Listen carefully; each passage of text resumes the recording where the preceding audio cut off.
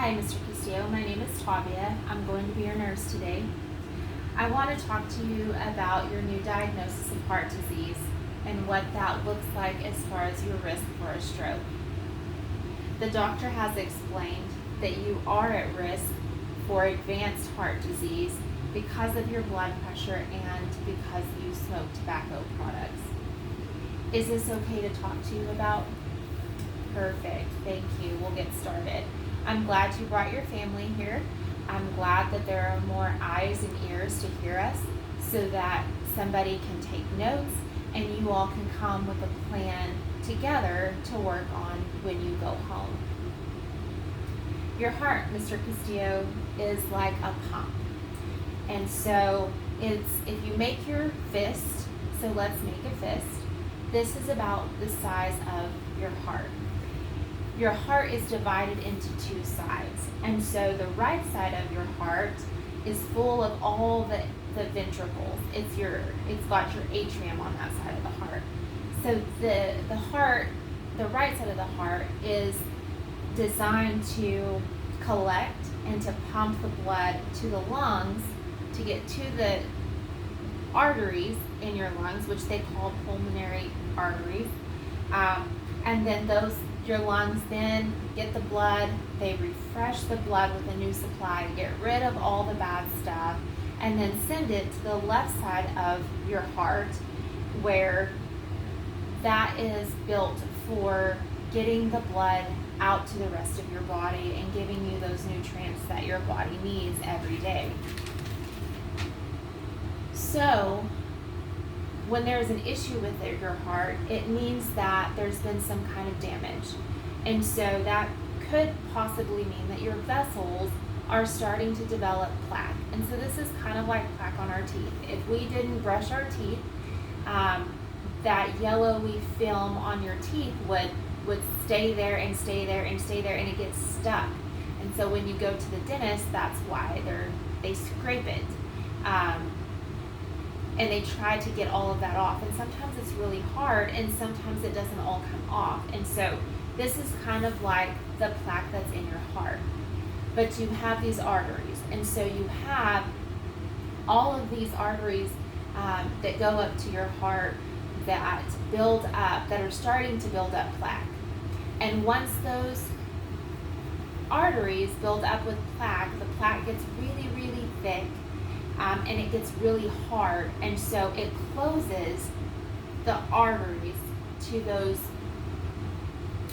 to the wall, the heart wall, the muscles, and then the blood flow is not able to get to and from your heart, and so that causes an issue.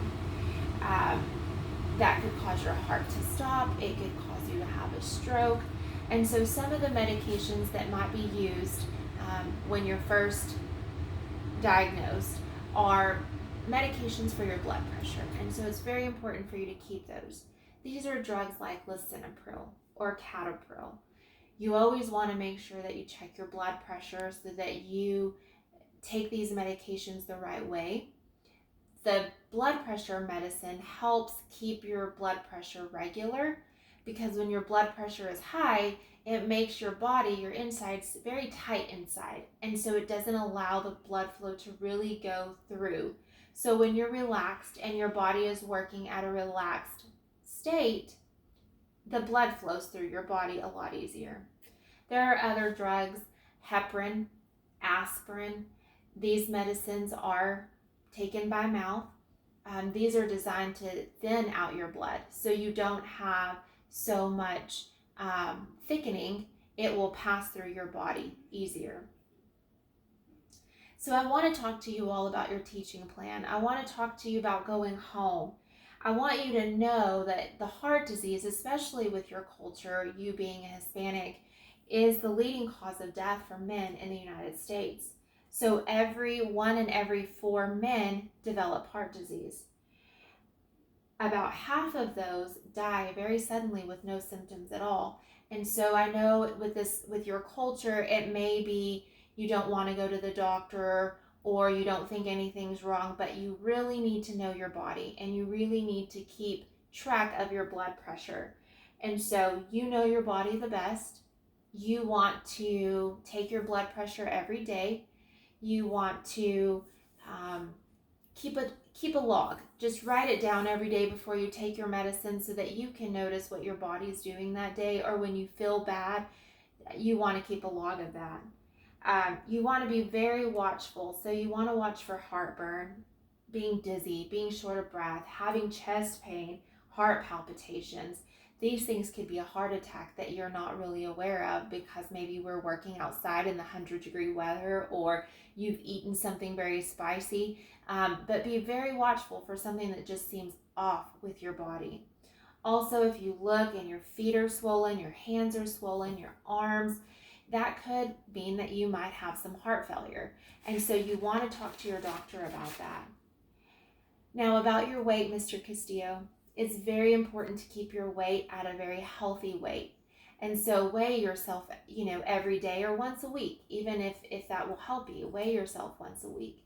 But you don't want to be overweight because that does increase your risk of heart failure. So diet, exercise, um, limit your alcohol use. Even if it's 30 minutes a day or walking around the block every day, at least you're moving, and that's important. Um, there are so many things that you can do. You can talk to folks at Northwest Texas Hospital here in Amarillo. You can go to support groups. There's websites, Amarillo Heart Association. There's apps that you can put on your phone that will help you keep track of these. Or like my smartwatch, everybody has them, and it keeps track of your heart rate, um, getting exercise, getting rest. And so you may want to do that. Do you all understand what I've explained to you? Perfect, perfect. Anybody have any questions or concerns? Okay. Well, I'm so grateful that I got to meet with you all today. Thank you so much. We'll take this teaching plan and we'll send that to you at home, and you can follow up with your doctor. Thank you.